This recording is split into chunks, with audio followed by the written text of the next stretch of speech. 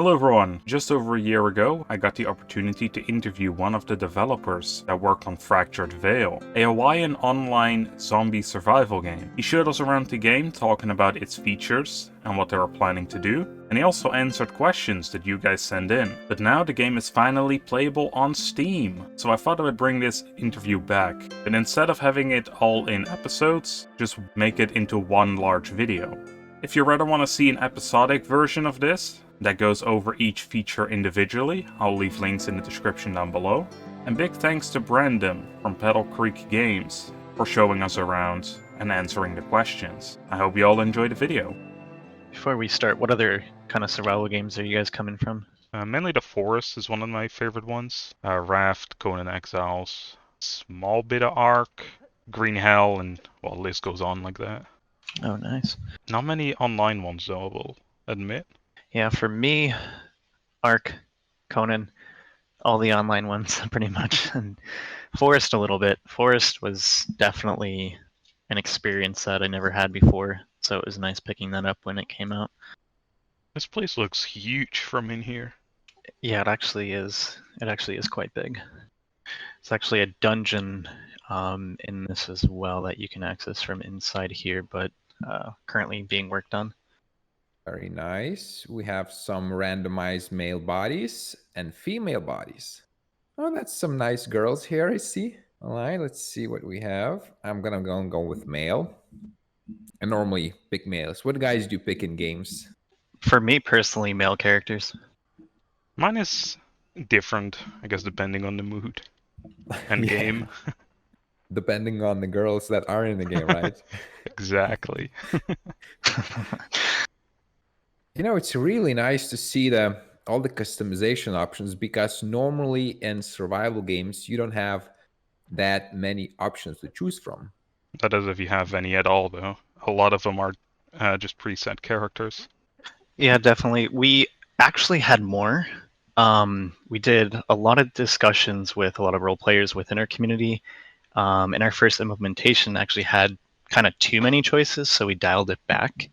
So probably sometime in the future, you'll probably see a little bit more coming back into it. But I feel like we landed at the right kind of mix between stuff to allow players to customize without us putting too much time into making sure that the player is kind of, being able to create something that they like without it going a little bit too overboard. And we didn't want it to be something where they spend too much time in the menu with too much complexity. Are you planning to add an option which, let's say, allows you just to switch, like without having to randomize all the nose, mouth, jaw, just switch face? Absolutely, make it look different. Yeah, there's going to be some UI improvements to actually be able to kind of see beforehand what you're actually changing beforehand. Because with the face option specifically, it changes the overall appearance of the face, but all the stuff in the inner types, so the nose, eyebrows, mouth, and jaw, are kind of those specific. But we'll be able to kind of overview it, so you're seeing a lot more of what you're actually getting. So if you clicked on nose, for example, on the right side, other stuff would appear, and you'd be able to kind of dial in how big you want your nose, what curvature, nose tip angle. Scrolling down, you'll be able to see a lot more. Looks like Beach Boys are already ready for the big journey. Definitely. All right, talking about Hawaii, I have the first question. What inspired you to create a survival game set in Hawaii? So some of the founders of Paddle Creek Gaming have personal ties to the island. It's, in general, a beautiful location, rich in culture, and not one that we've actually typically seen in survival games yet, so it felt like the right choice to us. Yeah, that is true. I don't think I've seen a single one set in Hawaii or tropical locations in general. Not very often. Yeah, which is strange to us because, for me, survival, I felt like a tropical kind of setting would be kind of the best thing for us. And it's not something that's typically seen. Usually you have the post-apocalyptic European environments, so kind of nice having that change, that we can kind of tie the culture in and kind of be able to bring survival players new experiences. So if you do hit tab, there should be a section at the top. If you can click on the party section, I did send an invite. You should be You should be able to see Accept. the There we go. welcome tour or accept. Yep. All right. So can you tell us a little bit about the story of like why we're here? Yeah. So the gist of it is there's a poke. This is on Maui, Hawaii. Post-apocalyptic, 100 years in the future, after a cataclysmic event created a fracture within reality and created a catastrophe with mutants, and in general opened up different kind of veils of reality. So while we're going through the Thorcon, you'll kind of look at stuff. So you'll see kind of a mesh of different stuff within the environment, as well as kind of technology. And if you're going through the kind of world, you'll be able to see kind of the effects that the apocalypse has had on the island. So this is the place where you spawn. This is a safe zone. It's a Thorcon power plant. Throughout here, I'll kind of show you around. So not only are there vendors, there's also quest givers.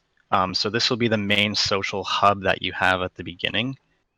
And in the middle here, we have the 127 converter. It's actually one of the main things that you'll be using in coming to the Thorcon for, converting some of the rare resources into energy that is used for multiple systems within the world.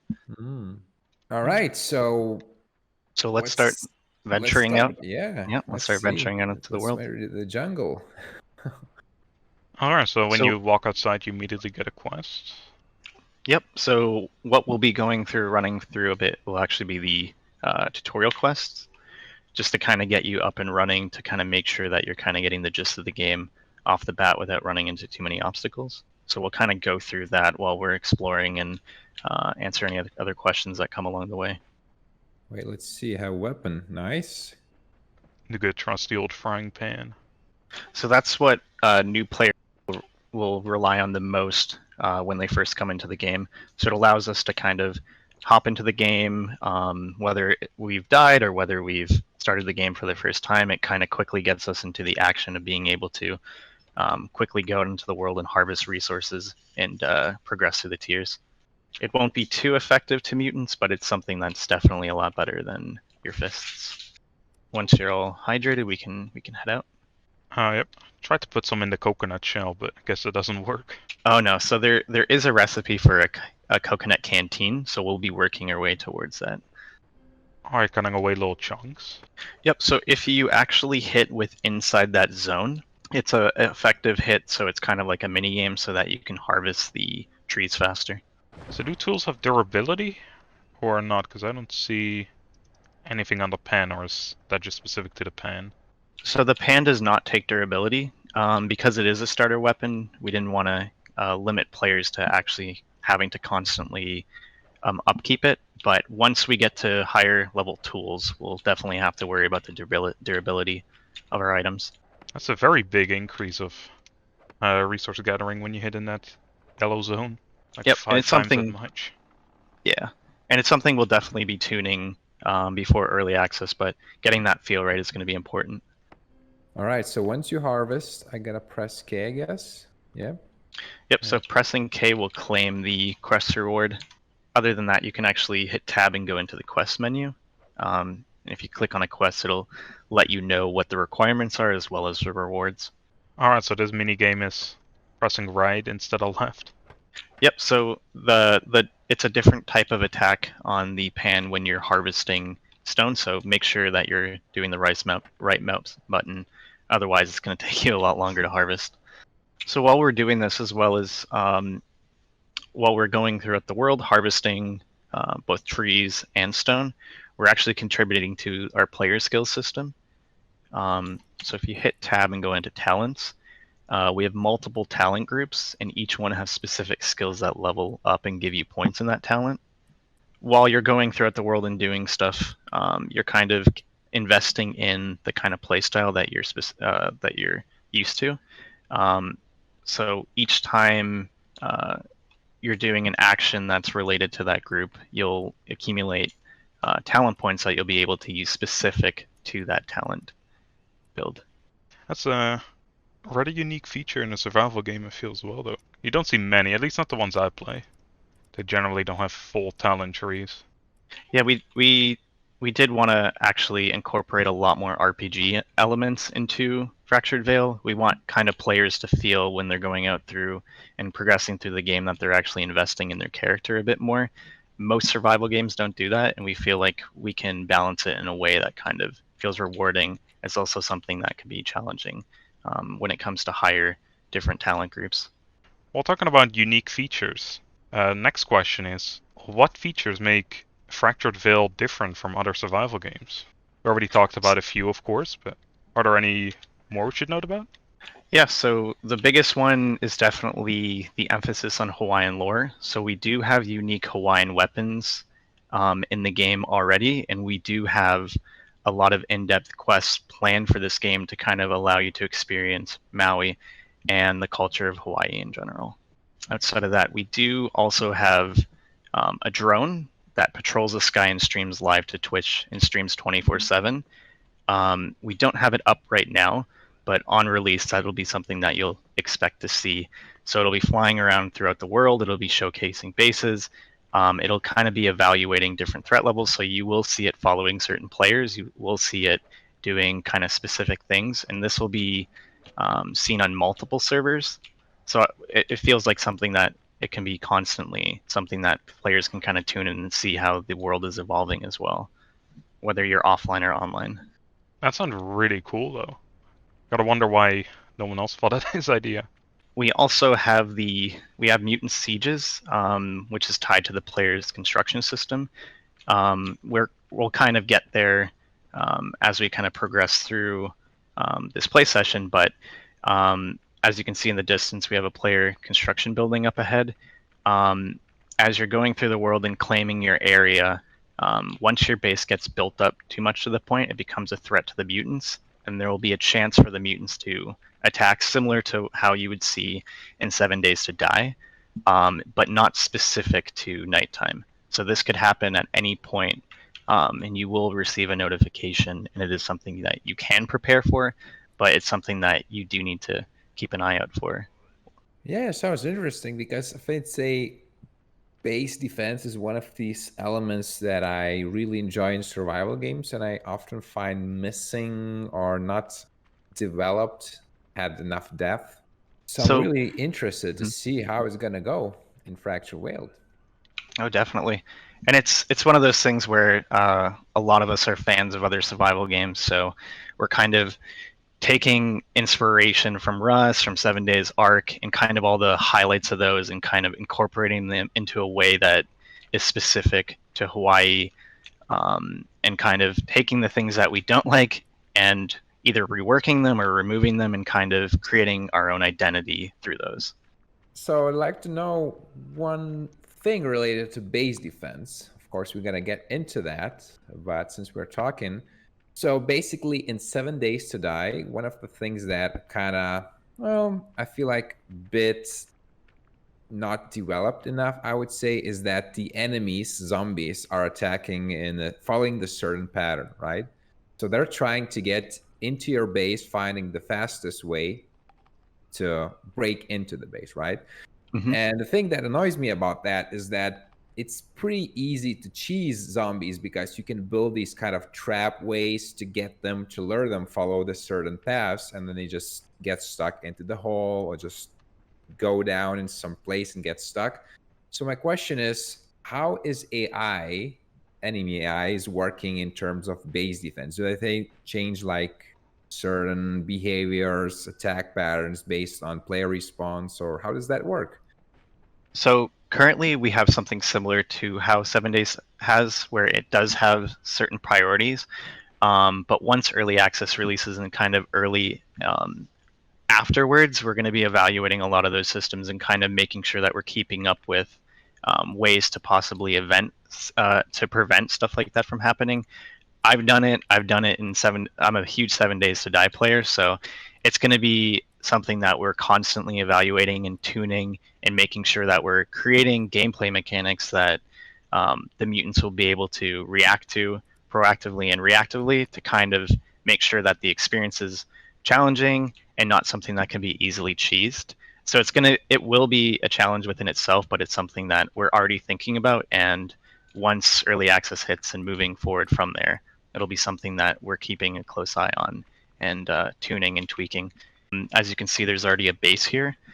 It's already been claimed, so if you pulled out a construction tool, you'd actually be able to see that the claim of the base, and it prevents you from being able to build on here. Can you destroy other people's buildings as well? You can in the PvP zones. So if you've noticed at the top, you'll actually see Zone 1. So this is the easiest, this is the friendly zone, and it's a PvE zone. So right now, if I was to pull out the frying pan and smack you, you'd actually see it does not do any damage. So we're balancing the game in a way that there's specific zones on the map that are PvE as well as PvP. So we're giving players the kind of ability and choice to be able to kind of determine how they want to play in that respect. And there are going to be drawbacks and there are going to be advantages to venturing out into the PvP areas. But we wanted to kind of ensure that when a player starts the game, it's done in a way where they're able to kind of get up to speed on exactly how to play, what to do, and kind of venture out and kind of choose their own way to play. Sounds pretty good to me. I know where I'm going to spend most of my time because I like building bases. So it's going to be no PvP zone for me. So what I'll do is I'm going to give you the construction tool and the upgrade tool. I'm a terrible builder, so it'd be nice to actually see you kind of do this from fresh eyes and kind of build something. I am going to turn it to daylight because it's just a lot better to see what you're doing. So can you put down the perimeter yourself? Because I see these pillars here now. Yep, so when you have the construction tool up and you're seeing stuff that is not yours, you'll see the pillars, so the totem pillars, as well as a line. It'll be red when it's not yours, when you do not have access, but if you come follow me, what we'll do is maybe we'll build over here. Cost 1,000 wood to put a pillar down? So the totem is 1,000 wood, but what it does is in the PvE zone, as well as the PvP zone, it claims the area so no one else could build in it. So I'm going to drop you 1,000 wood. Here you go. And by the way, another question from our community. What are the challenges you've experienced when developing the game? The biggest ones? Okay, so the biggest one was actually an engine upgrade.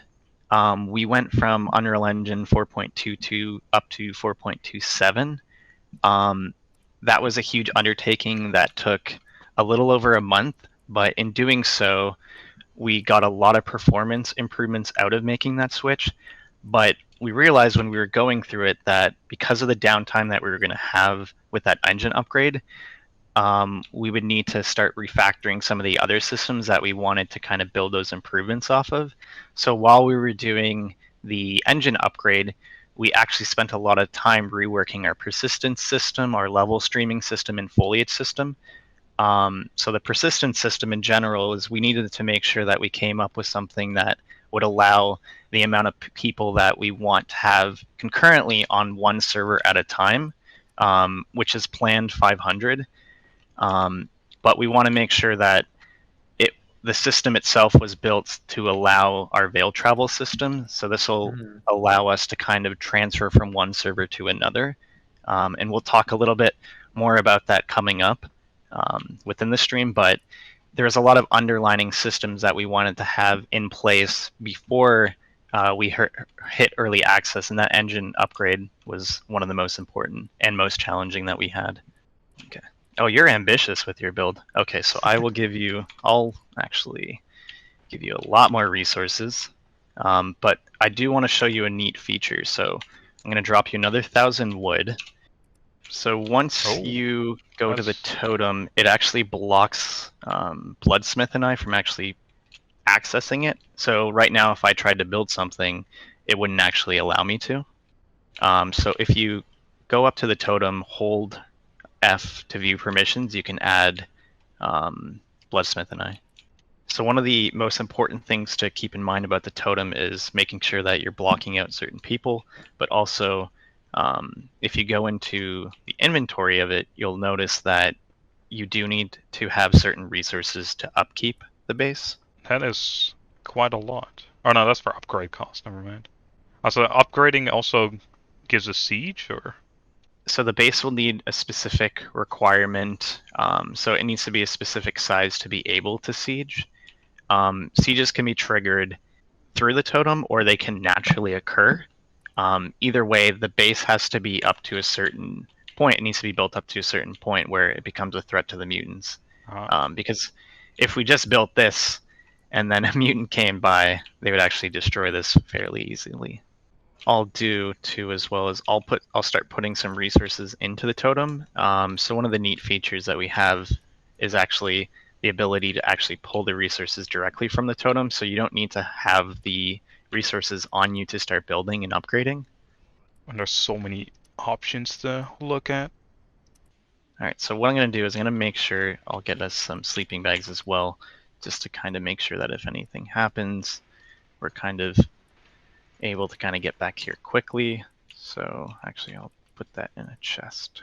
I also realized I have the ability to feed you too. It'll be force feeding us. Yep. Something else I noticed. If I want to build this rounded wall, it can only be done in a round foundation. Mm-hmm. Yep. Is that anything that is going to be changed later, or just permanent? For the time being, that's how it's kind of implemented. We have been toying with allowing certain other configurations, but do need to keep in mind some configurations require a lot more math complexity when we're doing certain things. So for the initial construction implementation, this is definitely what we got and we're going for. But we're definitely looking at other options as well as other construction pieces to kind of add in, just to kind of add a little bit more creativity to player builds. While you're doing that, I'll start upgrading to a higher tier. No, and you'll Hmm? I was gonna say you'll also notice that there's a specific tool for upgrading, and then there's this specific tool for building. Oh, that looks so much better. You dropped the backpack on the floor. Oh, Or is that I dropped that for you. okay. So how would it look like now? Wait. Oh, But so that's the green one is my backpack, right? Yep. So we have the fanny pack and then we have the backpack. There's going to be different tiers of backpack requiring you to go out and venture out in the world or purchase them from vendors, but there's definitely going to be a lot more options available there. But the fanny pack that you choose in the customizer, that's something kind of exclusive to you. But we're also going to be adding in some other skins that you'll be able to use to kind of customize that as well. So we have wood right now. What I'll do is I'll add some stone and iron into the totem, so you'll be able to pull directly from there and upgrade, and then kind of see what the rest of the construction system looks like. I seem to run into an issue. I cannot seem to place a floor on this one. Yeah, there's a specific piece that connects the rounded ones with straight pieces. So the one that you placed on here is actually meant to go on the round foundations. We are exploring some options so that we can directly change certain things. So it's like if you're looking at a wall, we're exploring adding in the functionality to kind of change it to a window or change it to something else. So we don't have that right now, but it's something that we're definitely considering. Let's get Duncan to eat some pineapples because he's starving. Yeah, that's something I will probably do quite a lot when I have this building hammer in my hand. Oh, you have a ping-in system? Yep. So if you hold down if you click the middle mouse button, you'll bring up the pinging menu, and you'll kind of see what we have to offer there. Oh, yeah, you're very low health. I will bandage you up too. This is why the survival part of the game is important. But if we were rummaging through, so there are certain foliage that actually give you barberries. So that's the kind of beginner starting thing that you would eat. Same with coconuts. There's also harvestable apple trees. But once you start moving into different mutant settlements as well as different towns that are run over by mutants, you'll kind of see that we have other scavengeable goods for you to consume. Is farming also part of the game? So farming isn't in currently, but it's planned. That's going to open us up to actually a lot of additional crafting recipes as well. So definitely one of the biggest things I'm looking forward to. going to be the most important thing, in my opinion, to build a nice base and kind of have it protected. And while we're still on the topic of base building and adding different features, is modding going to be supported later down the line? So we don't have current plans for modding. I know some of our community have recommended it, and it's something that we are gonna see if we can kind of do in whatever way possible, but just nothing currently solidified right now. I really like the detail of the 'Cause when I hover- building ornaments. Yeah, there's a lot of detail into these pieces. I already see them as MTX. Hopefully not, but Yep. So stone is actually my favorite construction tier. Aesthetically, I like it more than metal and wood. But obviously, metal would offer you the highest protection against mutants as well as other players. will you allow players to host their own private servers? And how customizable will they be in terms of settings if you do so? So we do plan on offering players the ability to host their own private servers. We're still working out the exact details on what exactly they'll be able to control. But it will essentially be kind of similar to what you'll see in other games where you'll be able to kind of modify game time. So it's like the day-night cycle, other aspects of harvesting or other aspects that you can kind of make a little bit easier within the world, kind of changing different gameplay as it syncs. But we should have more information available leading up to early access on what exactly to expect. All right, that's pretty nice because I feel like personally, as a survival games player, I really enjoy these possibility to customize my experience, which is probably the biggest thing that I enjoy about sandbox survival games is your ability to customize your experience, how you want to play. For example, I had, let's say, Conan Exiles, right? I had issues with a overpowered thralls in the game for a long time. So personally, since I could not find options to modify their modifiers, to make them have less health, more damage, I had to create mod for that.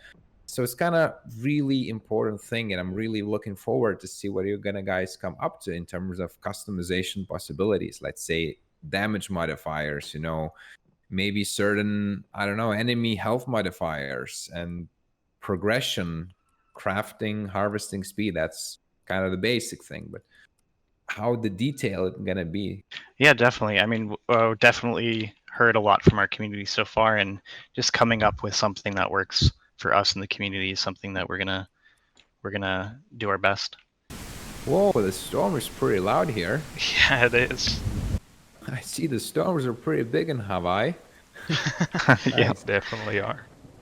storms throughout the world, it will have that added benefit of replenishing your water catchers, so you're not constantly running down to the river or constantly scavenging for consumable stuff to give you water.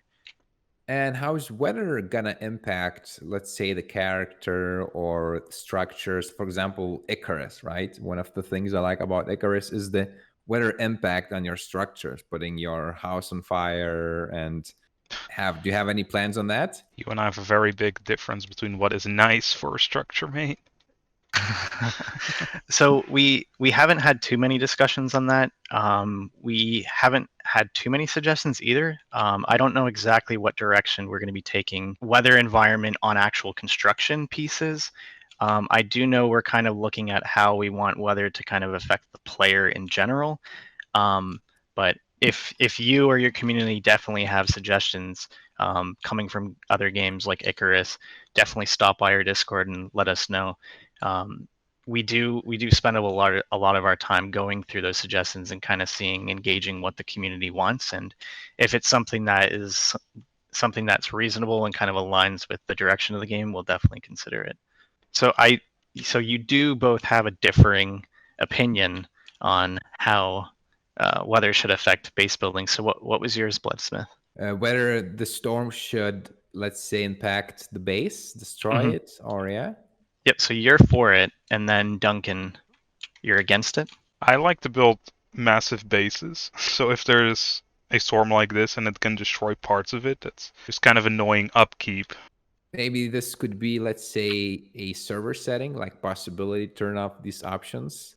Yeah, I mean, it's something we could explore. I do know so outside of kind of Maui that you see it, we do have plans for server. So we have server travel implemented, the first initial implementation of it, which is going to lead us out to being able to travel to different vales, which will be different versions of Maui with different biomes. So you'll have like jungle, mountain, volcanic, possibly.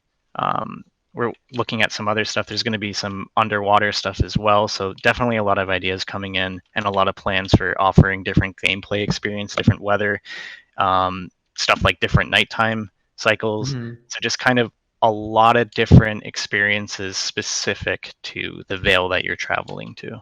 So if you're in a different Vale, you said they fractured off from, or basically a different reality from this one, right? Mm-hmm. Are there like the similar landmarks in each location and like the same-ish layout, but just different biome? So it's gonna be kind of a mix. So there will be some similarities, but there are going to be some drastic changes that are specific to each biome. So it's going to be something that it's similar in certain aspects, but there are going to be stuff major enough where you'll only see specific landmarks or gameplay features depending on the Vale that you're traveling to. So to get a coconut, you need to cut down a tree, or is there Mhm. other ways to get them down? So this is the first initial implementation of our foliage system. We are exploring other ways. So eventually it's going to be something where you fell the tree, it hits the floor, you'll be able to harvest it further once it hits the floor.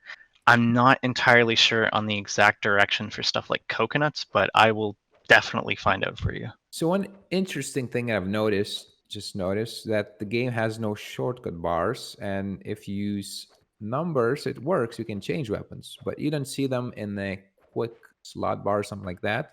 hmm Are So you we planning to keep it that way, or have some other ideas on this implementation? so our current plan at this moment is to keep it the way it is. Outside of using the numbers, you can actually use the mouse scroll. So if you scroll up or down while in game, you'll be able to kind of Ah, preview it. okay. Because I We was kind of struggling Mhm. with knowing which one to click at first. Yep. So we have had quite a few people suggest otherwise.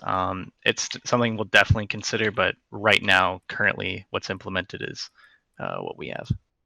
Something important for, especially for base building, are there going to be any furniture items? Definitely. So uh, Sweet. once early access hit, there is definitely going to be a lot more furniture options coming into the game. We got a lot of suggestions from not only our base building community, but a lot of role players within our Discord. So we'll definitely have a lot more options coming in that you'll be able to kind of furnish and kind of make your base your own. Oh, found some animals here.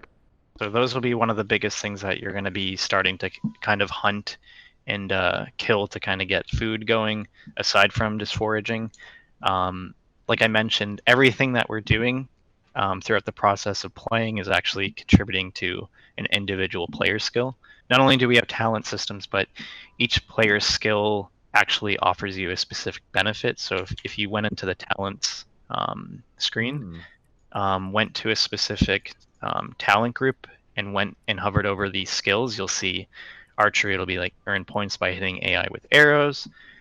Current level has 100% bow damage, but it's something that you can work your way up to like 200% bow damage. So it's using that investment in order to have a payoff and kind of be able to have benefits from playing in a certain way. Oh, that's really nice because one of the things I've noticed in survival games, like for example, Conan Exiles, is that you can, or Ark, you can basically, let's say, spend all the time building and leveling up and spending your time in the base. But what I think personally, what I would prefer is that when you, for example, hunt enemies, you increase your hunting skills. If you build stuff, then increase your building things, and basically you level up in a certain tier of profession. So it's not like you spend all the time doing the same thing and you level up your character, but your level increases based on the activity that you're doing. which is kind of thing I was missing in many survival games.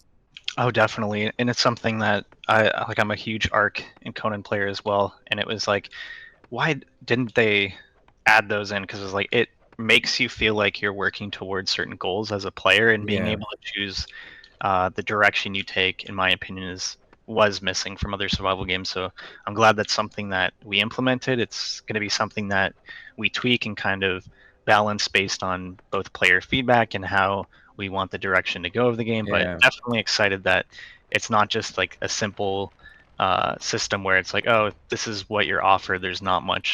Um, there's not much investment in certain things. It's like the same for every player. I kind of like having that choice and being able to see rewards from investing my time in specific skills. I will make sure we all have sufficient weapons to be able to go around. Guessing these bow and arrows aren't doing the job then?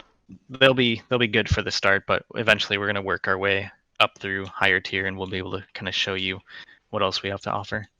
Something I noticed in the inventory as well, there is a wetness meter which stays full, but there's also a toxicity and shock. There's going to be like Yep. different weather effects that you can get messed So- over by.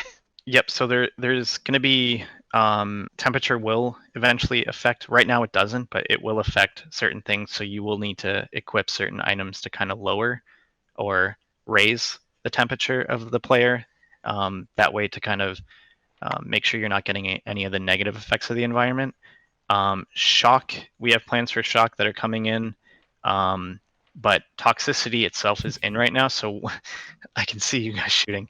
But toxicity is something that we're going to actually encounter very soon here when we're going throughout the world. There is a specific enemy that contributes to our toxicity. Outside of that, if you were to kill me and harvest my body and eat my raw meat, you'd actually gain toxicity. So you can't just go around killing players and eating their meat. You need to cook it. Do we all have homemade bows or? Yep. Okay.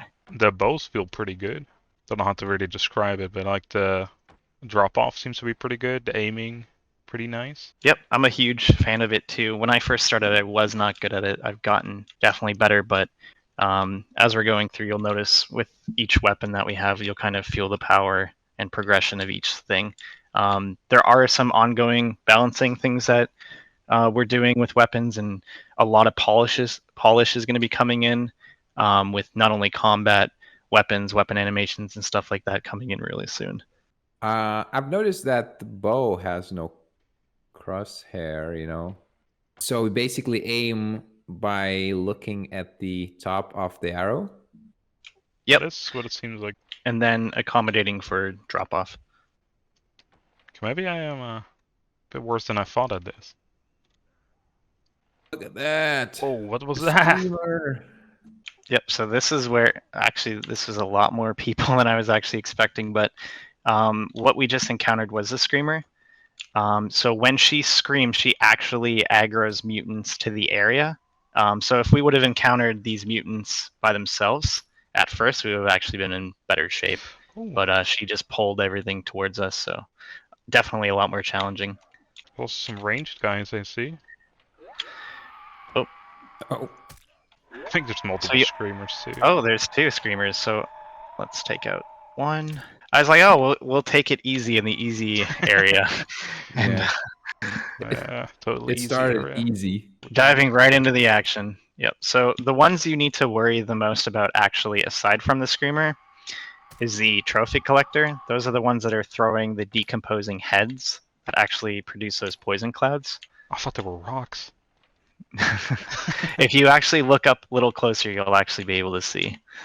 Yeah, I couldn't really look that well because Whoa, there was a bunch of headshot. guys there. Quite a big change from going for some base building and then suddenly.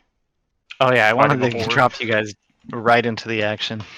So when you're shooting them, what we want to do is go up to their body, go hit tab to see the inventory. You'll see ground loot on the right bottom Okay. corner.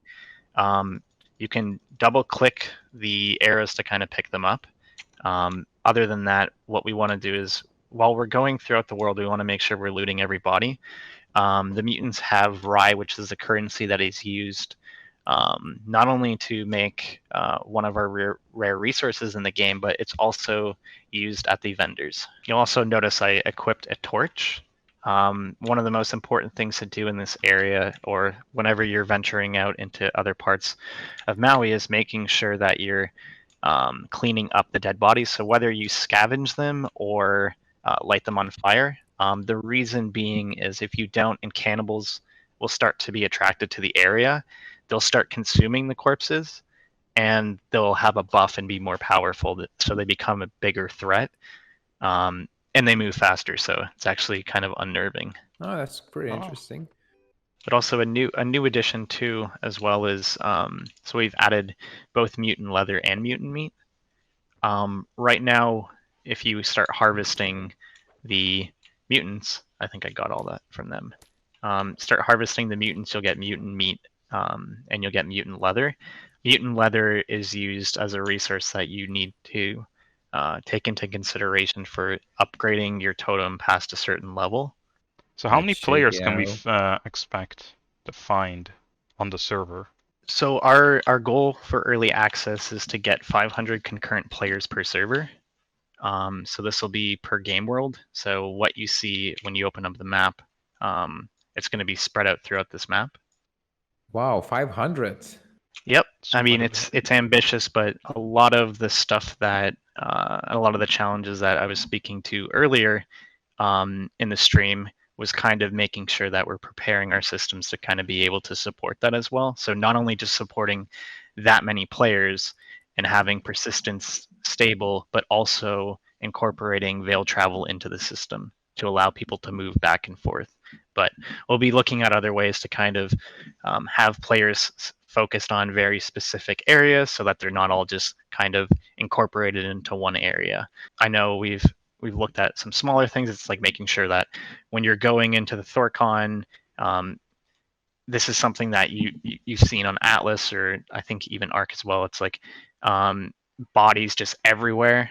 Thorcons and other safe zones, what'll happen is those will actually, when you log out, your body is not shown. It's not rendered, meaning that the nice thing is like, I'm not sure if we ran into it earlier, but if I logged out here right now, what would happen is my body would stay here. If I'm outside of the Thorcon, I can be looted by other players. So even though it is a PvE zone, I do need to make sure that I'm in a place where my loot is safe. But when you log out in the Thorcon, your body's not visible to other players. It's not being rendered in. So you don't have that performance issue of like 1,000 players' bodies accumulating in Thorcon, blocking kind of like the beauty of the place.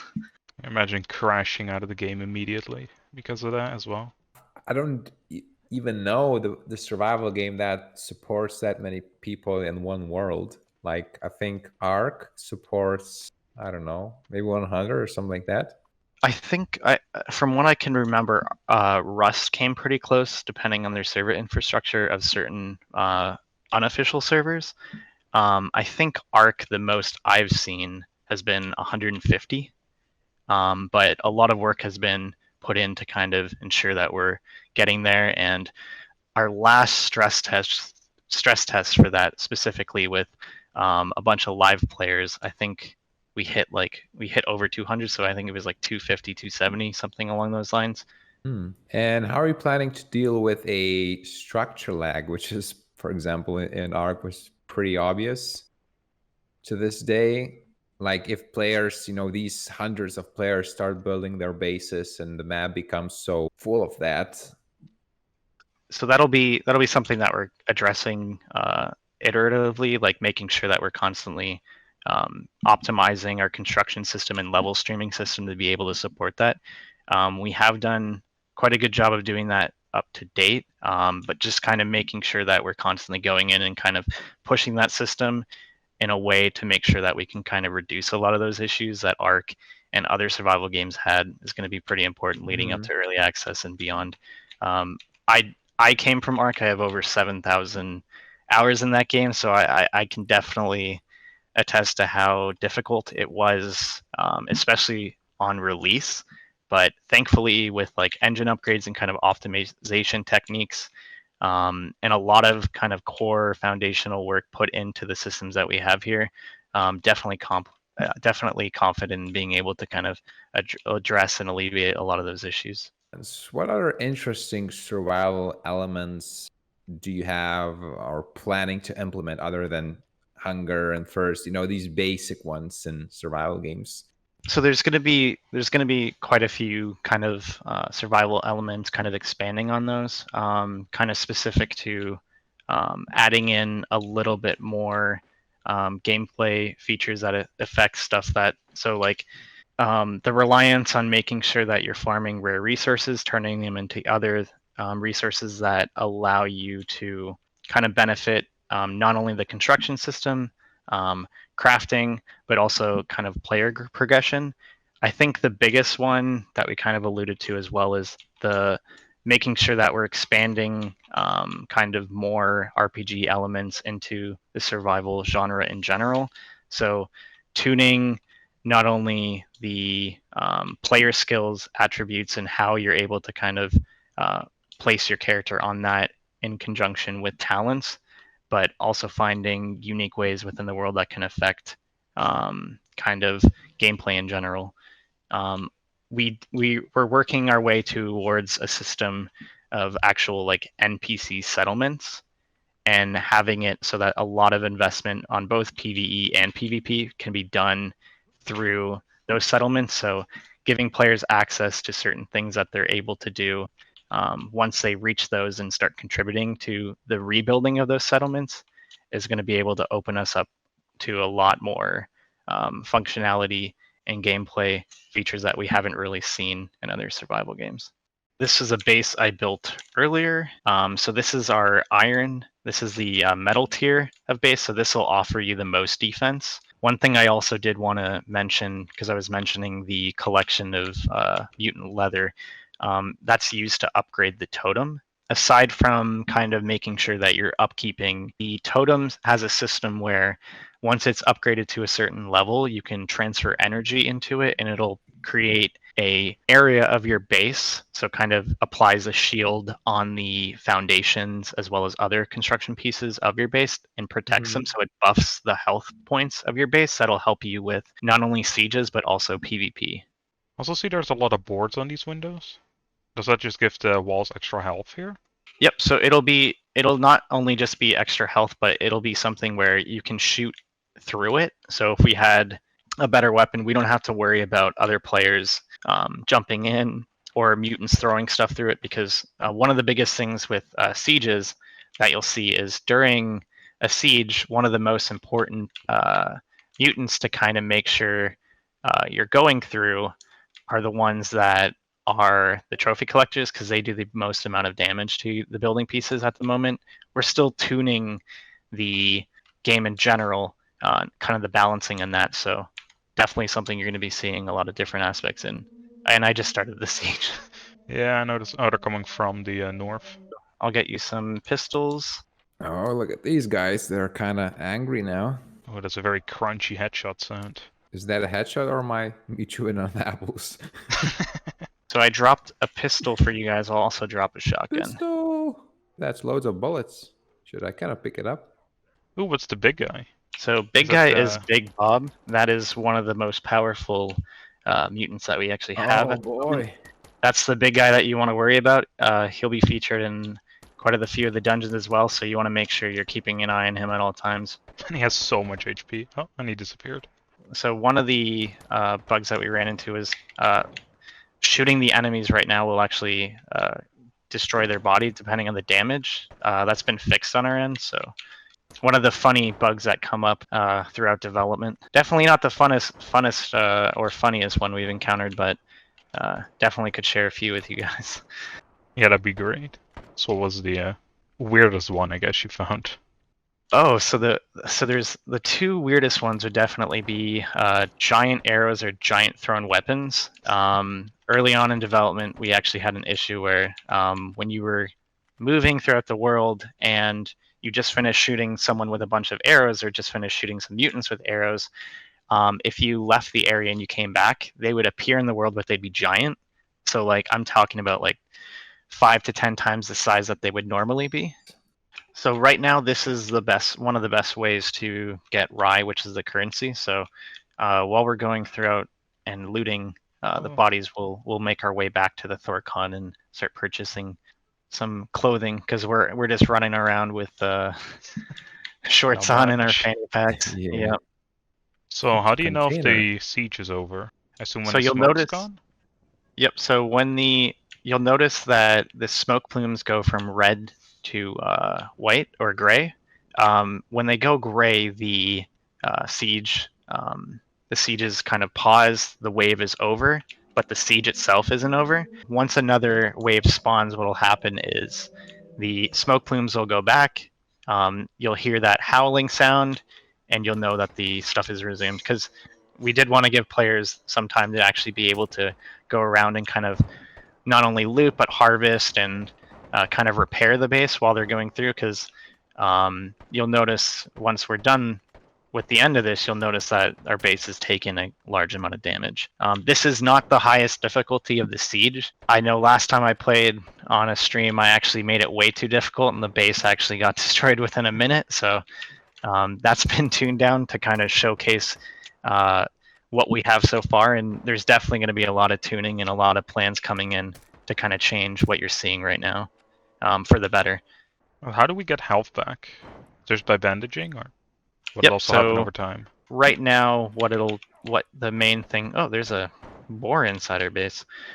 What you want to do is, like, the first tier, you have just the initial bandages. There's higher tier bandages that heal more, but if you come inside, I'll show you the crafting bench. There's actually medical kits as well. You will find these throughout the world, but you're also able to craft them.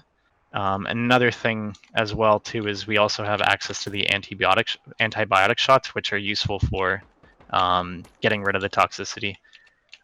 Here, the crafting bench is right here, so if you want to grab some medical kits. You don't like that totem, right? I'm guessing they will go for that, as it's the So heart that- of the base. Yep, so that's the heart of the base. Right now it's a little tuned too high for them attracting to it. That's being adjusted by the time we hit early access, and there's going to be a lot of stuff to kind of prevent them from kind of just focusing a little bit too much on that. But what will happen is once they breach the base, what they'll do is they'll start destroying anything that's in their path. So if you put a crafting bench up in front of the door, they'd break through that and then make their way through the totem. The way we've designed it currently is they won't completely destroy your totem.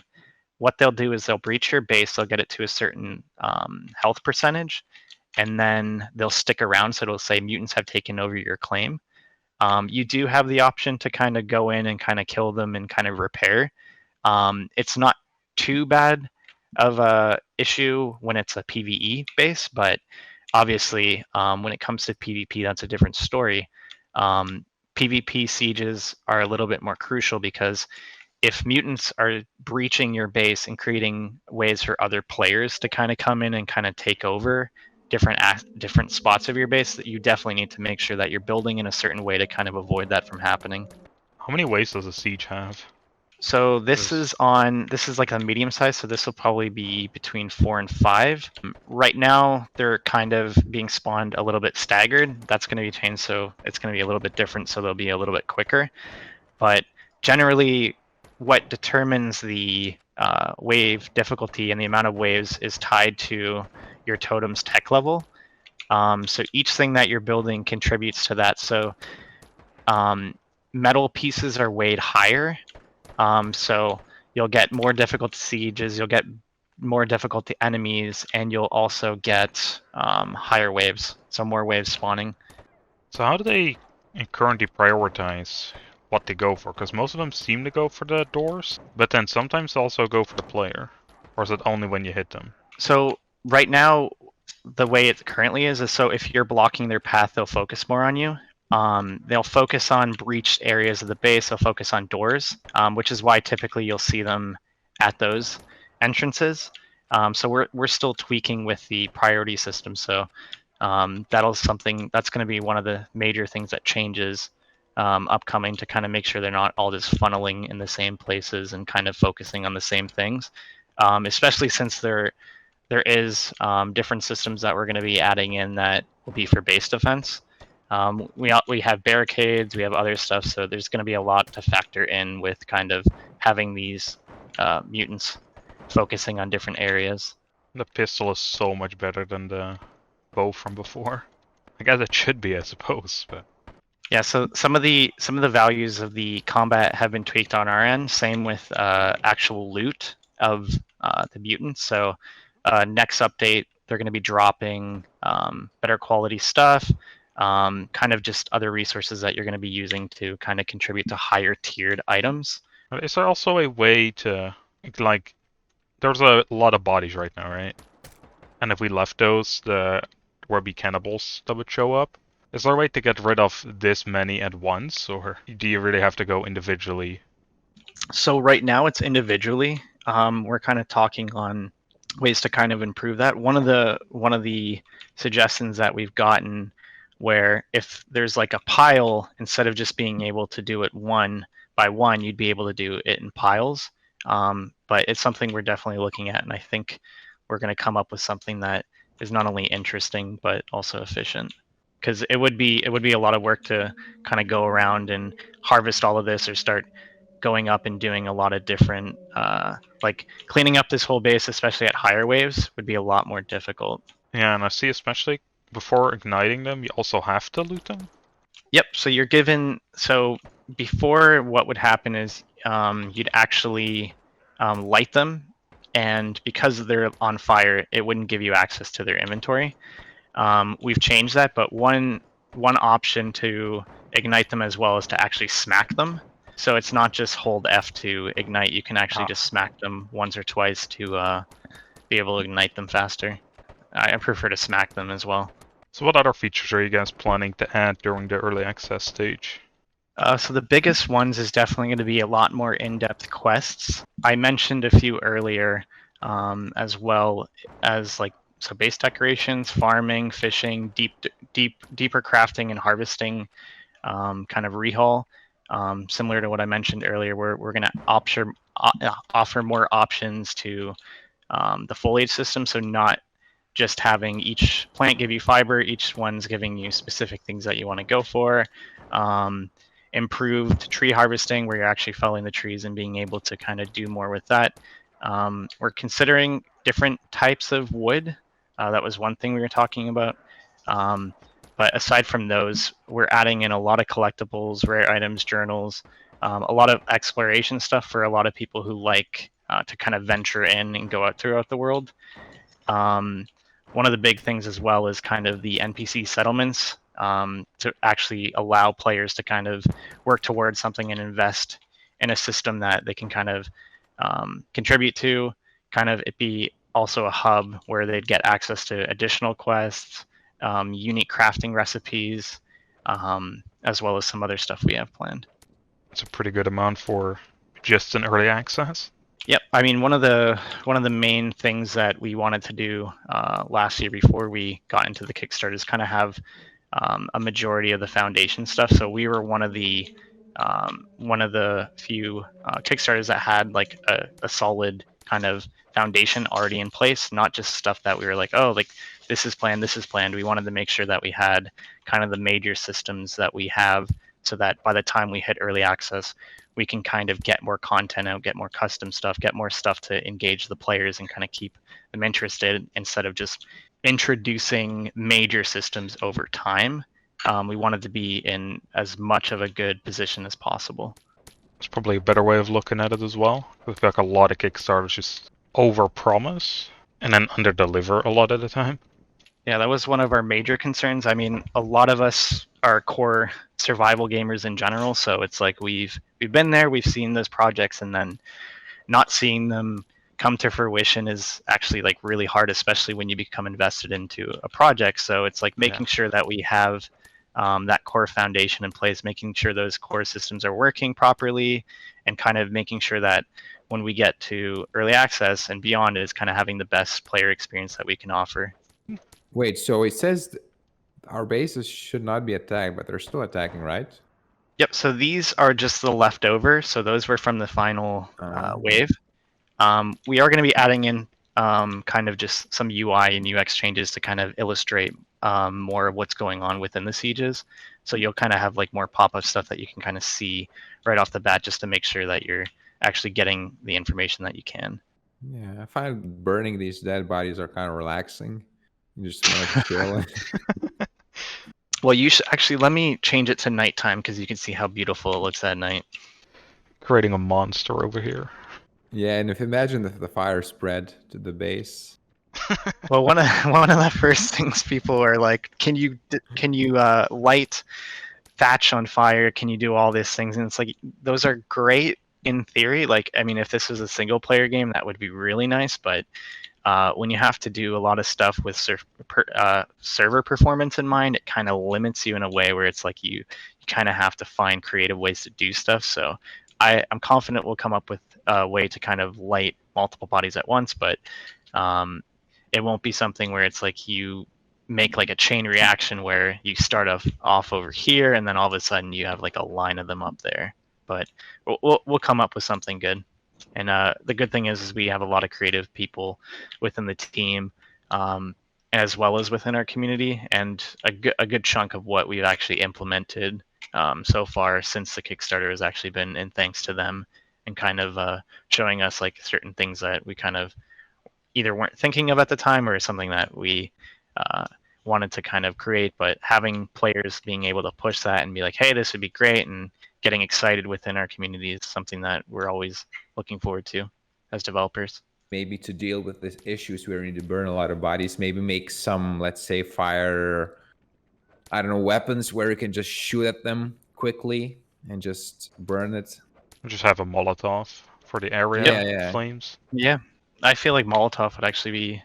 I'm gonna check our Discord and see if anyone has recommended anything like Molotov. But I do know that we want to start bringing in some custom assets that are focused on the kind of Hawaiian theme of the game, and making sure we do want to do a lot with like coconut husks and stuff. So it's going to be like you're going to be seeing stuff like coconut bikinis and like coconut armor and stuff like that. So definitely a lot of creative stuff that's going to be coming in. We do have coconut grenades.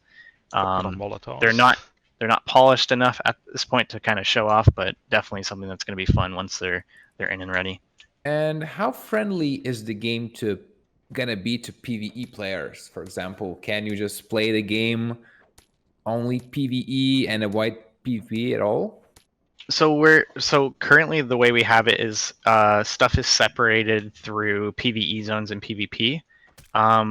We're planning on offering PvE players and new players as best of an experience as possible, but we do need to balance stuff in some ways where we do want to kind of push certain players out of their comfort zone for specific things. It won't be everything. So a majority of what you're seeing will be kind of focused on offering the kind of refuge of a player being able to kind of have a base here. If they want to stick to PvE, they can harvest, they can go through the systems, they can come back here and they can store stuff here. But we're going to be looking at some balancing stuff to kind of just avoid kind of mega tribes and like other specific players from using just the PvE zone where they stash all their good loot, go to PvP, start raiding everyone, and then kind of come back and take what they have from there and kind of stashing it in a place that's safe. So a lot of balance considerations are going to be coming in where we're going to be looking at how to balance the PvP and PvE side. But we do, because of the RPG elements, want to make sure that we're giving them as much of a safe space where they can come in and play the game and enjoy a majority of the content without having to worry about logging in and spending 36 hours defending their base. So I think one of the issues that with survival games in terms of PvP is that a lot of people are, survival games normally are a big time investment, and you have to grind resources, have to build base. It can take days to actually, to create a big base with a lot of resources. And if you're just gonna get raided and blow away, let's say, a few days of your time in PvP, this is one of the issues I found that a lot of survival gamers have. So what are the solutions? Are you planning just make them play in PvE zones, so you won't lose stuff, and just go to PvP zones mainly just to fight other players? So there's been some discussion on balancing stuff towards kind of offering PvP players kind of PvP specific gear, PvP specific ammo. So kind of stuff that kind of separates certain aspects of that. As far as balancing, I think it's going to be something that we constantly evaluate as we kind of gauge the pulse of the community and kind of what they want to expect and kind of the feedback based on that. Like I mentioned, we don't want it to be a situation where it's something that someone comes onto the game, spends 36 hours of their time, builds something, and kind of just gets it completely demolished. But also, we do want to kind of sometimes push players into playing in a certain way that they might not be comfortable with, but doing it in a way where it's like an opt-in, it's not a requirement. I think with the way that we're going to be doing that, it's going to be zone-wise, so it's like certain zones within the map will be done in a certain way where they're offered that freedom to play exactly what they want, and then having other areas where they could opt in to do certain things, and then using their investment to kind of making that determination on what they want to do is kind of important to us. I mean, our lead game designer is going to be spending a lot of time kind of making sure we balance things in a way where we want to create something where if a person does get into a position that they're getting rated, it's not something where it's like in Ark or Conan where it's like once you get rated in those games, it's like a lot of people quit because it's like they'll have days or months of investment into certain things and they don't have mechanics to kind of get you back up to speed. And it's like that's going to be one of the major things that we're looking into is how do we allow players to have those experiences, but then when they do suffer loss, kind of be able to kind of get back in and jump in and be able to have certain things, but not all things available to them in those situations. So it's going to be kind of an immense balancing act, but I mean, we love challenges. I mean, we've a lot of the members of our team are huge survival player fans, so it's like we're going to be implementing some really creative systems to address those things. We don't want it to be so much of a grind fest because it kind of becomes a contradiction of the other systems that we have in place. So it's going to be something where it's like a lot of our other our core gameplay systems that we're going to be having throughout early access as well as full release is going to be making sure that we're adding in systems that complement each other and kind of allow players to kind of choose what they want to do, but also sometimes take risk and be able to kind of move outside of their comfort zone and benefit from doing stuff like that. But I feel like the main thing a lot of survival games are missing are options. So we're going to be spending a good amount of time just implementing stuff that other games haven't and kind of balancing it in a way that replayability value is there. I kind of run into an issue, and I don't know if you can see it, but do you see my hand? My arm? Oh yeah. I suddenly lost it. Yeah, so that's being fixed at the moment actually, which is kind of funny, but yeah, at least you got some nice t-shirt here. Without hands, of course, but that's our Halloween ghost skin. Where did I get the clothing? Can I get? There's a clothing guy here. Oh, yep. So there's a clothing. Too? Yep. Oh, you can see their name when they're not in your crew. Yep. So if you're up against them, is that our player? Oh. Yep. I thought that's NPC at first. I thought that at first as well because I was just chatting with someone else. But then I saw her walk here, and those don't look like NPC movements. Oh, I have quests here. Rewards machete. Oh, that's the one. Does it have clothing with hands? Yes, we do have options. So right now we currently have it so that when you're purchasing certain clothing items, it gives you a random assortment of something. So there are some that are still being tweaked. So basically, how do you get these coins? It's just like questing. So it's a combination of questing, but also killing the mutants throughout the world. So when we were killing those mutants during the siege, a majority of them will drop rye, which is a currency, and it'll also drop another rare resource, which is 127, which is used in conjunction with rye to be able to convert into energy. So if we went to the middle structure over here, and you opened it up, you'll see that you're able to convert 127 into energy. as long as you have the appropriate amount of rye. Energy is going to be Alright. used for not only totems to kind of upgrade your totem and offer the energy shields to be able to kind of power different aspects of your base, but it's going to be that resources that we're going to be incorporating into all these other systems that you're going to kind of make sure that you need to have in order to contribute or invest in something, or kind of use for learning recipes, purchasing stuff from vendors, as well as keeping your base as defensible as possible. So where does the energy go to once you pick it out So of the the machine? so your energy will be transferred. So if you transfer it out of the machine into your inventory, what it does is it actually binds it to your character. Ah. So if you hit tab, you'll see your player name, you'll see Ryan the bank, you'll see Ryan wallet, and energy. So it's something that you'll have bound to your character. You cannot lose it. It cannot be taken from you. But Rye and 127 can. There's also options to store stuff in the bank. So we have the bank here. There's also a bank in the comm tower, which is in the PvP zone. So anything that you transfer in here could be looted or interacted with in that location as well. But usually when you're starting out, you want to make sure that you have kind of stuff reserved. And this bank is safer than your base. As you said, a lot of people, if they can't get on within a certain amount of time, eventually their base will decay, because your base decays over time. And it's all based on the upkeep and the resources Okay. that you built the base out of. But we're pretty generous with that. But this will not, anything that you transfer into your bank will not be lost. So this is the safest place to store your items. You're also able to actually store the currency. So if you drag the ride directly into there, you're able to visit the vendor, and you're able to purchase stuff without having to worry about it being directly on you. And we're gonna find ways to kind of make sure that we're limiting certain stuff so that you just don't have a huge stockpile all the time on PVE in a global bank. We're going to be kind of expanding the bank, expanding the totems, and expanding other systems to kind of allow you to have certain options for certain things, but those will be seen early access and beyond. I also see a lot of shops that don't have vendors yet. Will there be a lot more shops eventually? Yep. So there's plans for different shops. There's plans for different quest vendors or quest givers.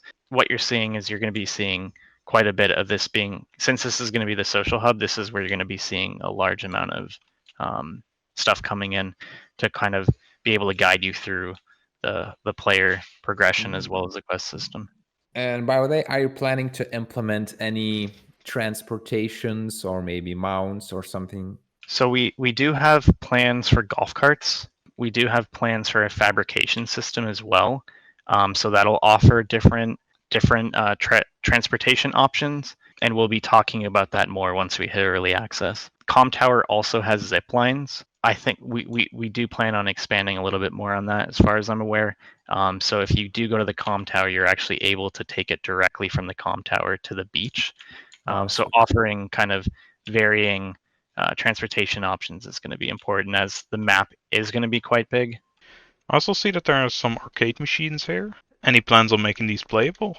Because it's a pretty big tease, and yeah, actually, that was asked too. Unfortunately, not. That would be absolutely amazing, but it takes quite a bit of work to be able to kind of get that in game and working properly for players. And I wish, but no current plans to allow the players to use this as of yet.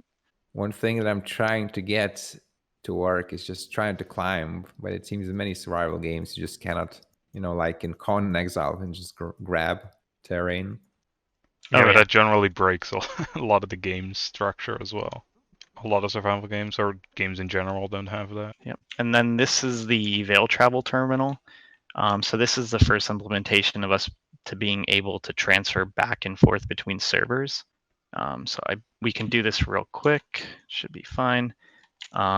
As for the implementation right now, it'll just take us to another version of the island of Maui, where obviously we won't have access to our base because it's map specific.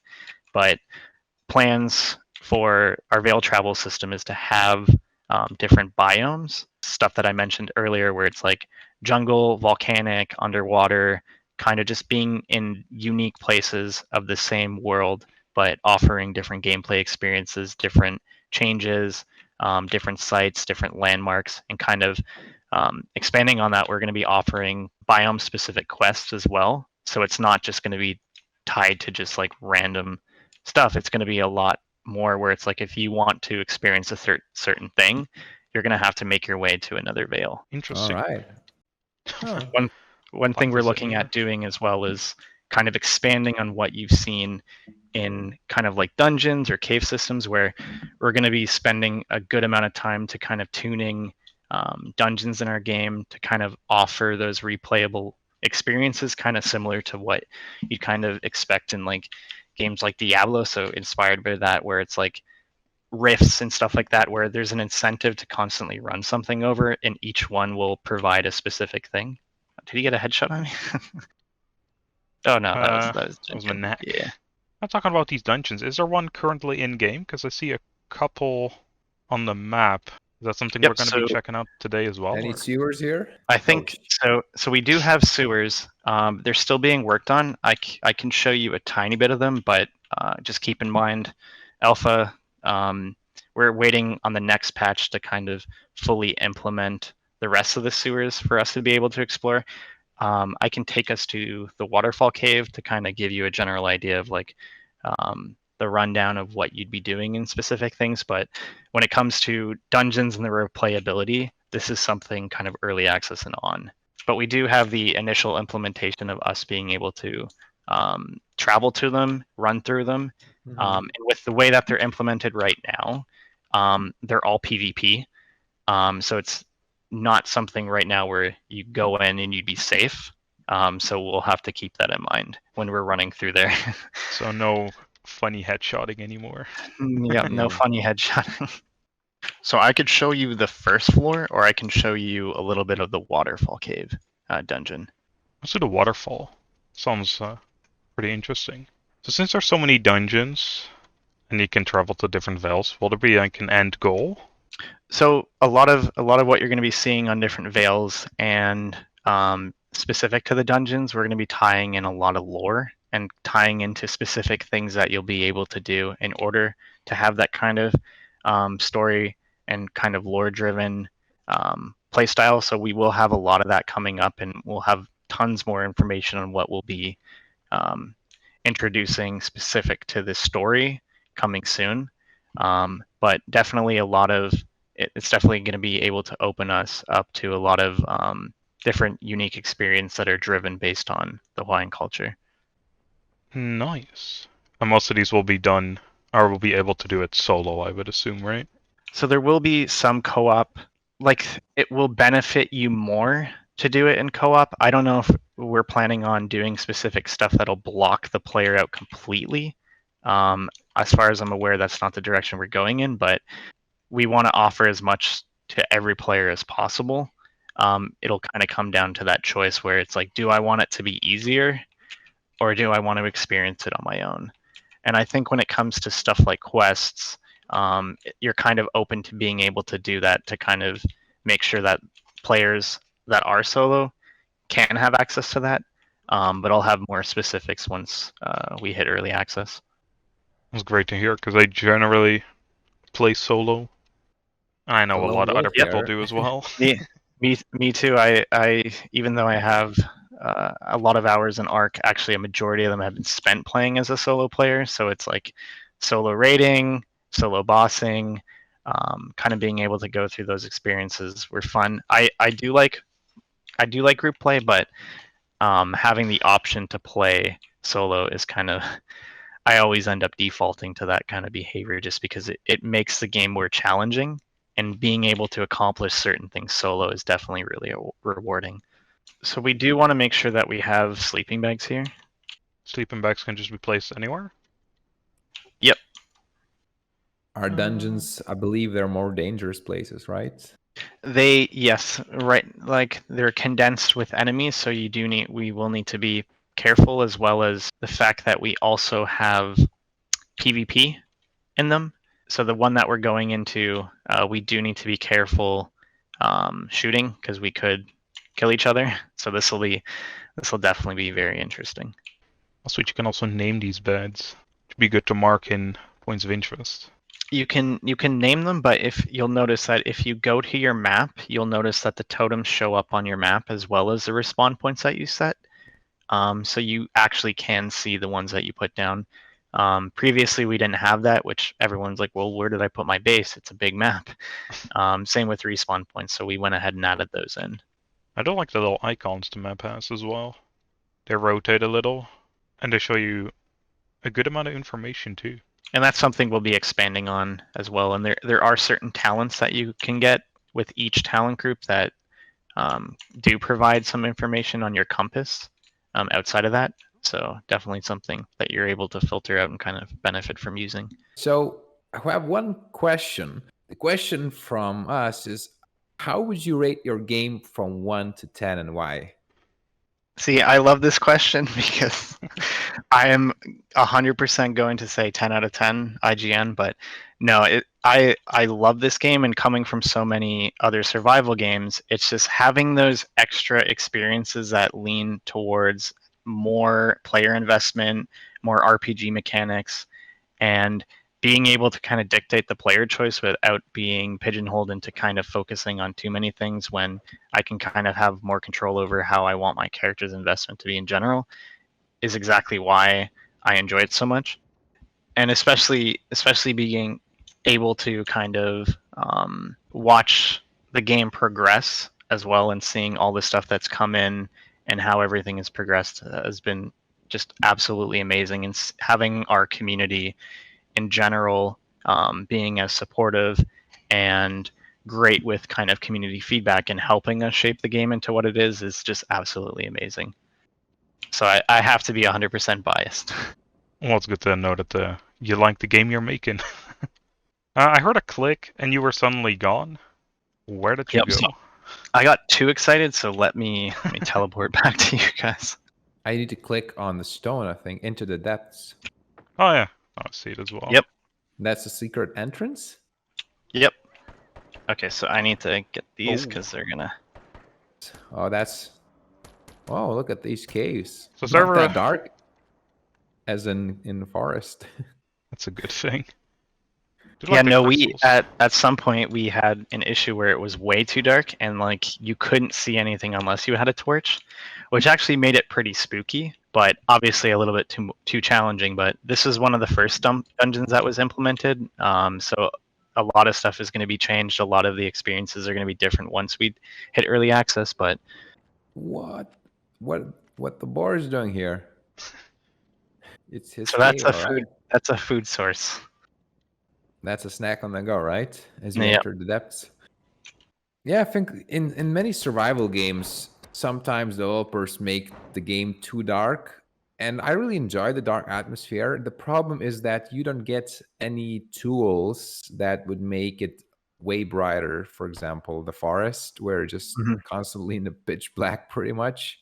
So yeah, you can have a flashlight, which doesn't do much, or yeah, so I feel like the game having a dark atmosphere is totally fine, but maybe they could add, I don't know, something.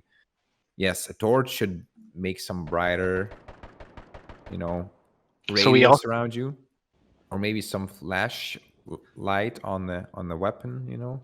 Yeah, we'll be exploring kind of other stuff, and I think one of the biggest suggestions as well has been a miner's helmet, which I would absolutely love. Was it 7 Days to Die? Yeah, one of the games I was playing recently. Literally every time I looted that, I would just put it on, and it's like having the option to kind of. I do like dark atmospheres, and I do like having specific things, but when it comes to experiences where you're kind of limited to explore, it's like it's not fun to be traversing through that big of an atmosphere where you need to rely solely on light. And that was one of my biggest complaints with Ark, was like nighttime I would not even leave my base. Like I would basically just go throughout my base and kind of just reorder stuff and kind of wait for daylight to hit. So we're definitely not going too dark, but we're going to be finding ways to kind of make things challenging, but also kind of doable without having to like kind of come back in and be like, hey, we needed to add a gamma option because these players want it so much because we made it such a challenge for them to kind of do certain things. Yeah. Right. Yeah, something like the minus armor would be great, especially for content creation, because dark areas are generally not good. You can't see Yeah. anything. Definitely. And I think as long as you kind of limit specific options where it's like you're able to kind of, if you do want to offer like a area that's really dark, at least make it limited, like make it something that can be immersive through gameplay by Yeah. equipping something like a miner helmet or doing certain things within the game to be able to do that. But definitely going to be a lot of stuff that we consider when it comes to kind of adding in those experiences and making sure that we're making the gameplay as best as possible. Is there a revival feature in the game? Yep, there is a revival feature. Sweet. So when we accidentally shoot each other, we can revive each other. Yep. I don't think we've shot each other yet. Yeah, I'm quite surprised about that. Yeah, I know one of my last streams, we were running through this dungeon, and right before we finished it, I actually killed the streamer, and I didn't notice it, and the chat went crazy because they're like, "He did it," and I was like, "Wait, what?" And it was fun, and it was like that's why I'm like I will actually watch what I'm shooting now, Yeah. as far as just like holding down the trigger and everything like that, but. Didn't enjoy the stream that much, I assume. Yeah, I mean, it was great. Like I think the way he took it too is kind of hilarious because like it took him a while to figure out what happened too, and it was kind of that spontaneous moment that him and I both had, and it made it great. But a lot of work is going to be done to the dungeons in general to kind of make sure that things are stable. Oh, I think the dungeon in this game is pretty fun. Yeah, I'm enjoying it so far too. I like the big spaces. It's not like very cramped where you just have to look So for every this- step. yeah, so this is the easy dungeon because it is a lot less condensed. Oh, someone coughing? Yeah, I have that's quite a high mutant. toxicity. Oh, okay, let probably me why. give you an Oh, antidote. I thought that's the mutant. Yeah, there we go. Maybe you got infected, man. I'm not very kind of confident being near. Maybe I just take a bullet in your head right now. It's alright, I'm slapping this pulse. Oh, there we go. Injecting it. Wow, it gets rid of everything. Is that as well? Oh, I got wrecked. Well, we can check out how the reviving works. I just hold F. Simple enough. Yep. You don't need anything for this? I So guess what you not. want to do too is when he's up, you can actually equip a bandage or a medical kit and hold. You can click right mouse button on him and left mouse button to start bandaging him up if he doesn't have those options. So you're able to Oh. do that in the game to kind of make sure that your allies, or I mean initial enemies, are being taken care of. I've noticed Brandon has some red eyes in the dark, glowing. No. I think Okay. that's the red bar on the side of your crosshair. Because I had the same issue in his base as well. I was like, does this man have red glowing eyes? I thought he's messing with us. He's actually one of the mutants. Oh yeah. He's just luring us deep into the cave. This looks like a really cool place, gotta admit. Yeah. I really like that. You just go up the spiral and you probably end up at the final boss that's gonna kick your ass. Do you have Yeah, no. bosses right now? So Big Bob is the main feature of the dungeon and certain sieges, but we are going to be expanding what you're seeing. So there are going to be bosses for dungeons. There are going to be bosses for specific events. So definitely a lot more exciting stuff to come. I didn't even show you the scariest mutant yet, which I can't show here because it wouldn't work out too well in this environment. But we'll come up to it. I'm guessing he's massive then. Not so much massive. It's just the way the mechanic works is interesting. Without the torches get so dark in this area. Yep. There's I could use the flare gun. The only issue with the flare gun is the mechanic of it is it'll attract the mutants. So when you're moving through the corridors, using that is actually a detriment. It looks really pretty and it lights up the area really well, but obviously the trade-off is everything's going to be attracted to it. They also have more bullets. Yep. Which one do you need? The pistol. They also have a lot Right. of these 5.56 ammo. Oh, so that'll be for the scar. Yep. So Uh, I'll drop that too. Oh, Oh, that's pretty nice. And here we come. The horde is coming. Yep. So if you hit them directly, oh wow, my aim. I'm on fire. it's all blood red right now. Oh yeah. That's pretty sick. So that'll damage them as well. So not only do they illuminate everything for you, but it's actually a nice light source. It's just that you do have that trade-off where you do need to worry about a massive amount of coming for you. Oh man, this scar's pretty strong. You can also light each other on fire. So that's another way we can light the area. Oh, here, watch. I'll let you do it. I can't accidentally fall down here. Nope. That could change. So if you try it in the future, I can't guarantee you won't fall down there. Oh, What's that? Um, so that is one of the mutants. A new one? No, so it's actually one of the cannibal. Of course. It is one of the cannibals we kind of added in the text to speech thing just to test out the system, but we left it in because it's so funny. But there's definitely going to be more sounds and more mutants coming in, so that'll be different. Duncan, do we have more questions up the sleeve? Yes. Are you guys planning to run an open beta before the early access launch? So unfortunately, we don't. The only people who currently have access to the game are early alpha testers as well as Kickstarter backers.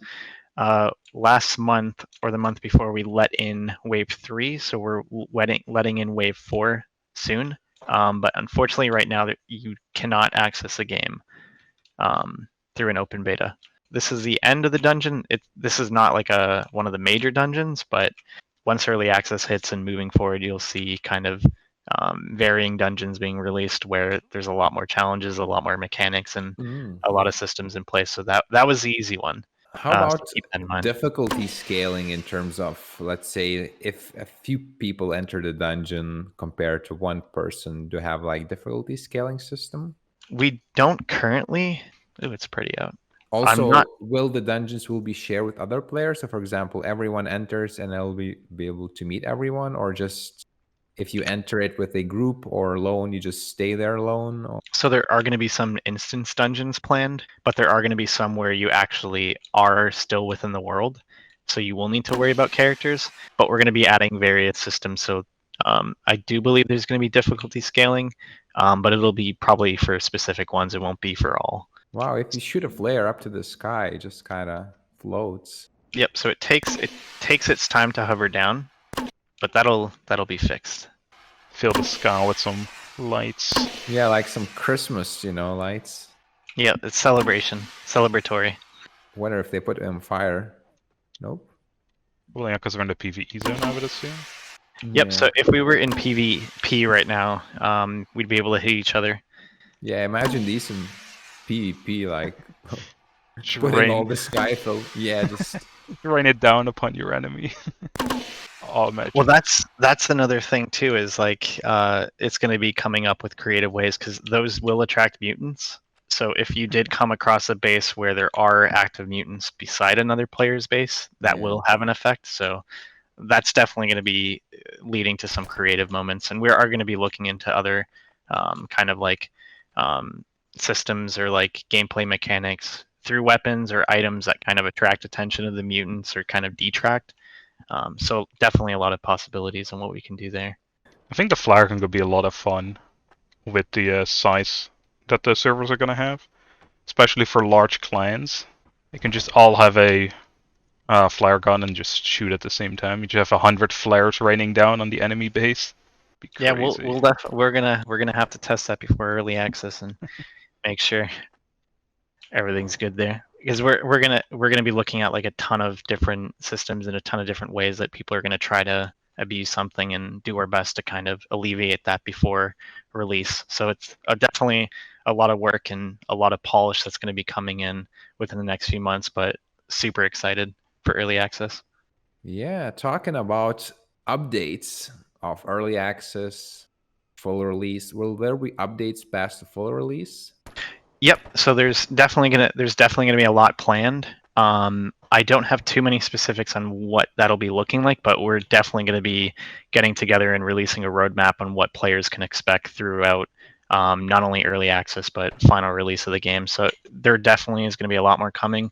A lot of the stuff that I mentioned earlier, and then a lot of stuff beyond that. So definitely really excited there. Oh, And how long would it take to reach the end game normally after full release?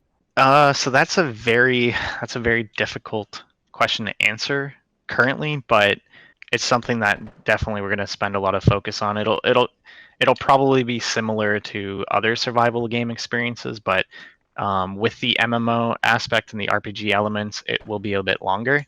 But it's something that we're definitely going to be making sure that it's tuned in a way where things feel right and not too grindy.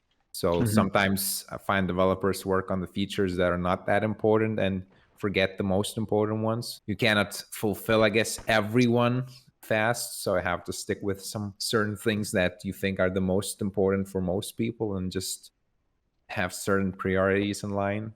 Yeah, definitely. I mean, that's why it's been so important, and we've kind of made sure that we're fostering our community as much as possible and making sure that we have that active dialogue with people to kind of, because there's our perspective as developers, and then there's the perspective of players as well as potential players. So it's always good to kind of have a full picture on how things are looking and how things are progressing. So we did have quite a lot of feedback come in with the Kickstarter leading up to now, as well as leading up to early access. So kind of having the ability to gauge interest within our community as well as outside of it is going to be really crucial to making sure we offer as much of a good experience to players as possible. There's not a lot of mutants out here on the road. Yep. So there's a area that they're actually in a little bit to the south of us. We are in the easy zone, but if we ventured out a little bit further north, you actually encounter more enemies, but also they're scaled differently, so they take more damage. There are bigger threats, more spawns, and then there's also a specific enemy that I'm going to spawn right now that you can encounter. All right, shows the big boy. Holy smoke. That's something new. What's that kind of vampire-y? Where do you meet these guys? Is there a certain area? Oh, they or dig cave? underground? Yep, so they are in the northern parts of the map. So it goes from Zone 1, Zone 2, Zone 3, and Zone 4. Once you hit Zone 4, you start 3 and 4, you start seeing them. What they do is they come out at night, and as long as if say you are walking throughout the streets, you'll hear them following you. And as long as you don't have a light source, they'll pop up and start attacking you. But because I have this torch, they actually avoid that. Oh, that sounds creepy as hell. Yep. So imagine it being pitch black in the middle of the night, and that's all you hear creeping up to you while you're making your way and scavenging throughout the world. Is it still here? Oh, yeah. Oh it's yeah, there it coming. goes. Let's beat it with a pen. Well, that's pretty fast. Yeah, it's It so just fast I went can't even take inside. a picture of it. Yeah. Yep. So we're still tweaking with the AI of it, but right now what it'll do is it'll focus on a specific player, attack them once or twice, and then burrow back in, because it's kind of making sure that you want to kind of focus on getting to a light source or kind of avoiding it. It doesn't want to be killed type thing, but it's going to be tweaked in a way where it's a bigger threat in that sense. So how far is the radius for when he follows, for where he follows you?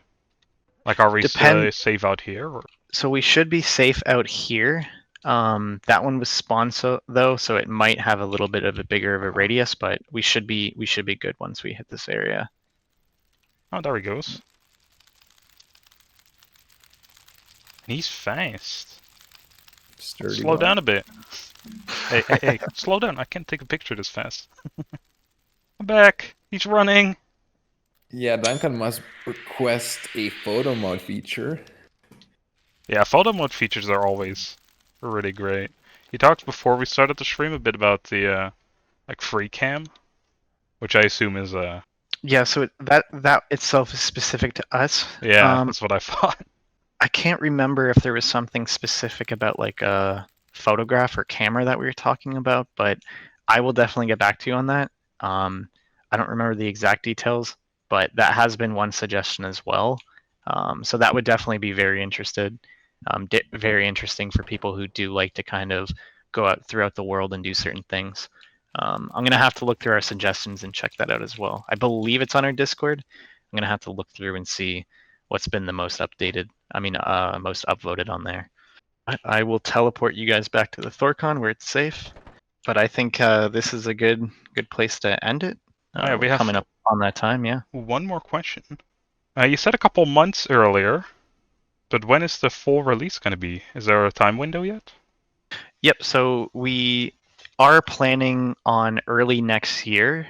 We were originally going to release it at the end of this year, but we wanted to be in a place that we're ensuring the best experience possible. So there's a lot of stuff that we still want to get out before that, but early next year is our window Oh man. that we're hitting for. So definitely going to be coming up, and definitely a lot of stuff that you're going to be seeing within the next few months. There's literally not going to be any sleep next year then. Yeah. So many survival games are coming out, especially early 2023 as well. Yep. So it's definitely exciting. There's going to be not a lot of sleep, but definitely looking forward to it, and definitely looking forward to coming back on here with you guys and showing you guys what's new. Which is currently in beta, right? Alpha. So it's like Alpha. we're, Okay. but it's coming. It's within early next year. Going to be hitting that early access button. So definitely that's the goal. And there's definitely going to be a lot of progress and a lot of stuff being worked on from now and then. So definitely take a look. If you want to become a part of the community, check out our Discord. If you have any suggestions, feel free to post them there. Thanks again for Brandan. Thanks. Yeah, thank you so much, guys. I mean, this was great. I look forward to more of this, and I want to thank your community as well, and look forward to showing you guys around once we hit early access too. Can't All wait for right. that. Thanks again, and catch you later, guys. See ya. Later.